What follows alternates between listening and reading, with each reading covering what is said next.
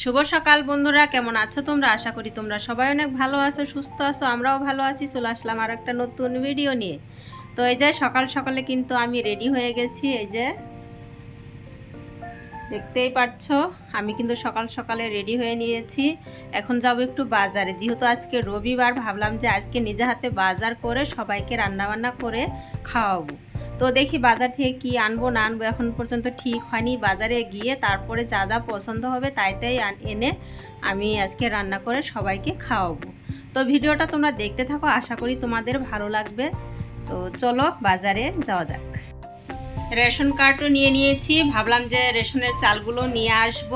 তো যাওয়া যদি হচ্ছে তাহলে ওই কাজগুলো আজকে সেরে আসবো। এখন কিন্তু এই যে আমরা বেরিয়ে পড়লাম, মা মেয়ে আর হাজবেন্ড মিলে।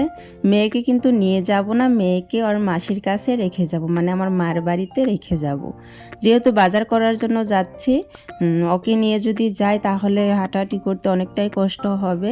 তার কারণ ও তো কোলের মধ্যেই থাকবে, সেই জন্য। আর আমার মাও কিন্তু যাচ্ছে আমাদের সাথে। আর প্রথমে কিন্তু রেশনের চালগুলো নিয়ে নিলাম, যেহেতু বাজার করতে অনেকটাই দেরি হবে, সেই জন্য ভাবলাম যে রেশনের চালগুলো নিয়ে নেই তারপরে যদি বন্ধ হয়ে যায়, সেই জন্যে। আর এই যে বাজারে চলে এসেছি, আর এই বাজারটা কিন্তু প্রত্যেক রবিবারেই বসে। তো কি কি লাগবে তোমার সমস্ত জিনিসপত্রই পাবে। তো এই যে চাল দেখছিলাম, ভোগ চাল। তো শুটকি মাছও নিয়েছিলাম। তো সবটাই তোমরা দেখতে পারবে, মানে কত ধরনের যে শুটকি, কত ধরনের যে জিনিসপত্র কি বলবো। আর ঝালমুড়িও কিন্তু খেয়েছি আমি। তারপরে এই যে ফুল গাছগুলো দেখছিলাম, মনে হচ্ছিল যে সমস্ত ফুল গাছই কিনে নিই, কিন্তু সমস্ত ফুল গাছ তো কেনা সম্ভব নয়। সেই জন্যে মানে দু একটা গাছ কিনে নিয়ে আমি বাড়ি চলে আসলাম। আর ব্যাগ ভর্তি বাজার, সমস্ত বাজারই ওই টেনেছে। মানে আমি কিছু নিয়েছিলাম, আমার হাজব্যান্ড কিছু নিয়েছিল। তো দুজনে মিলেমিশে কিন্তু বাজারগুলো করেছি। আর আমি ভেবেছিলাম যে ও ভিডিও করে দেবে, কিন্তু ও এত লজ্জা পায় লোকের সামনে ভিডিও করতে, সেজন্য কিন্তু আমি যা যা পছন্দ করে কিনেছি ও কিন্তু কিছুই ভিডিও করে দেয়নি। তো এই যে এখন বাজারগুলো সব নামিয়ে নেব। প্রথমে কাপড়গুলো চেঞ্জ করে নেব। সারাটা দিনই প্রায় গেল। এদিকে কিন্তু আমরা অনেক কিছু বাজার করেছি। এই যে পেঁয়াজের পাতা, বিনস, তারপরে ক্যাপসিকাম, টমেটো, মটরশুঁটি, মিঠা লাউ, ব্রাশ, তারপরে কাশ্মীরি লঙ্কার গুঁড়ো, তারপরে জানি না আর ওই যে ফ্রাইড রাইস বানাবে ওটার মধ্যে কি কি লাগবে জানি না, মুগ ডাল, রসুন, তারপরে যে দু ধরনের চাল, শুটকি মাছ, চার রকমের শুটকি, না 3 রকমের শুটকি মাছ, 3 রকমের না 4 রকমের হয়তো, আর কিছুটা মাংস। তো তেজপাতাও আনা হয়েছে। তো এইগুলোই শেয়ার করলাম। আর কি কি গাছ আনা হয়েছে সেগুলো কিন্তু আর তোমাদের শেয়ার করলাম না, কারণ একদমই সময় নেই। ভাবলাম যে ওগুলো কালকে তোমাদের সাথে শেয়ার করব। একদমই কিন্তু বেলা নেই, সন্ধে হয়ে এসেছে প্রায়। ভাবলাম যে তাড়াতাড়ি রান্নার কাজগুলো করে নিই। তো এই যে আমার বোনও কিন্তু এসেছে। তো এখন আদা রসুন এইগুলো খোসা ছাড়িয়ে নিচ্ছি। ভেবেছিলাম যে বাইরে রান্না করব, কিন্তু অন্ধকার হয়ে গেছিলো, সেই জন্যে কিন্তু আর পারিনি। তো আমরা আজকে সবাই মিলে কিন্তু মিলেমিশে কিন্তু রান্নাটা করেছি। আমার বোনও কিন্তু খুব ভালোভাবে রান্না করতে পারে। আর আমার হাজব্যান্ডও তো মানে মাংস হলে তো আর কোনো কথাই নেই, ও ভীষণ ভালোভাবে বানায়।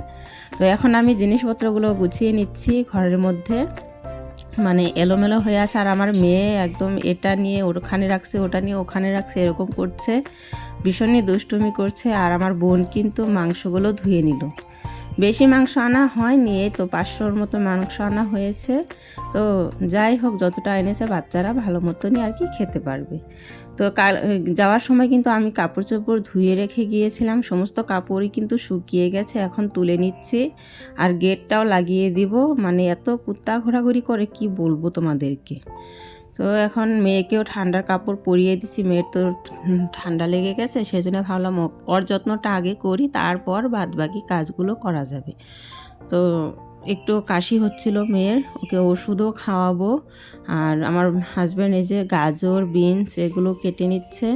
আর এর আগে কোনো দিনও কিন্তু ফ্রাইড রাইস বানানো হয়নি আমাদের বাড়িতে। আমার হাজব্যান্ড ফোনের মধ্যে ভিডিও দেখে তারপর রেসিপি দেখে তারপরই কিন্তু এইসব আজকে বানানো হচ্ছে।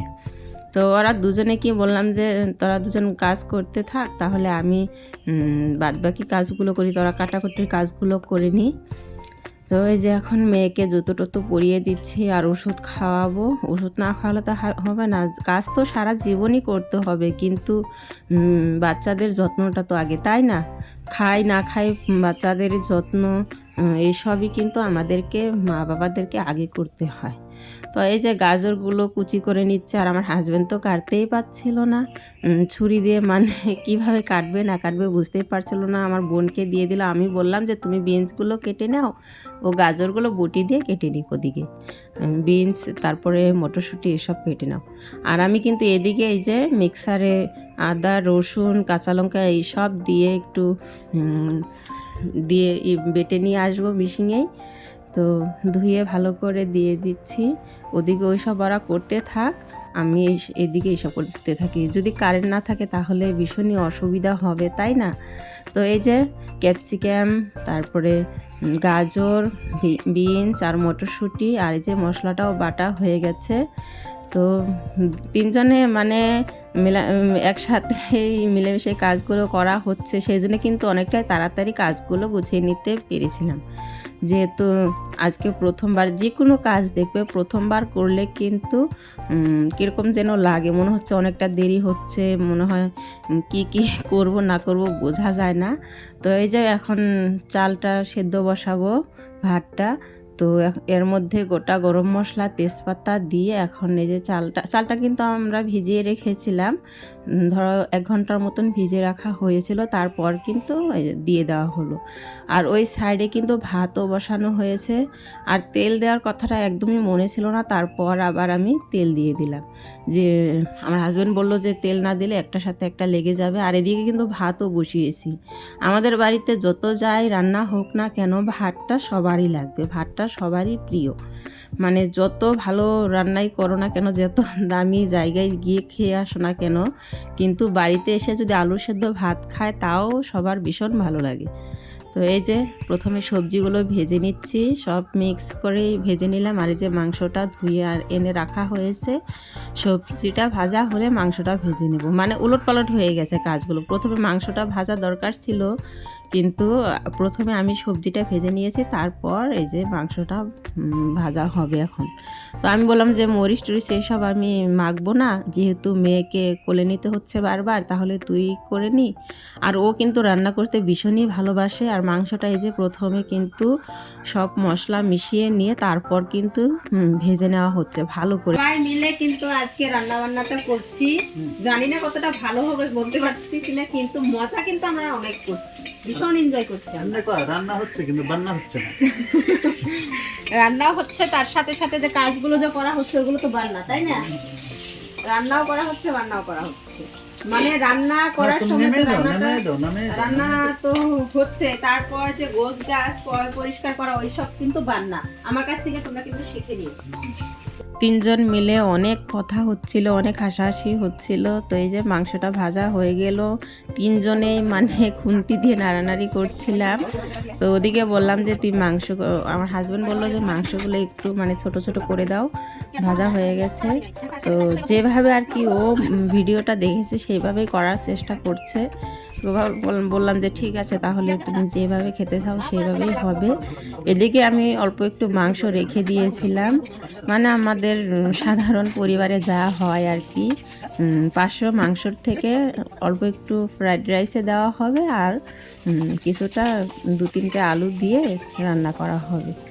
তো আমরা এরকম করেই আর কি অল্প কমিয়ে বাড়িয়ে খাওয়া হয়। তো এই যে এখন ভাতটা দিয়ে দিল, দিয়ে এর মধ্যে যা যা লাগে সমস্ত জিনিস আমার বোন দিয়ে দিবে, কারণ আমি ওদিকে মাংসটা বসাচ্ছিলাম। তো এই যে মাংসগুলো একটু ছোট ছোট করে নিয়েছে, দিয়ে দেওয়া হচ্ছে। কিন্তু কি বলবো তোমাদেরকে, এতটা যে ভালো হয়েছিল মানে বলার বাহিরে, ভীষণ ভীষণ ভালো হয়েছিল।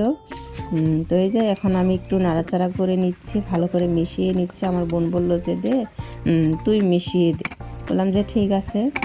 এইগুলো তো আলতো হাতে মেশাতে হয়, চালটা না হলে ভেঙে যাবে। সে চালটা যদি ভেঙে যায় তাহলে তো একদমই ভালো লাগবে না। আর এই দেখো বন্ধুরা, তোমাদের সাথে আমি কিন্তু শেয়ারই করতে পারলাম না যে কিভাবে কি রান্না হলো না হলো। সবাই খেতে বসে পড়েছে, আমাদের বাড়িতে এরকমটাই হয়।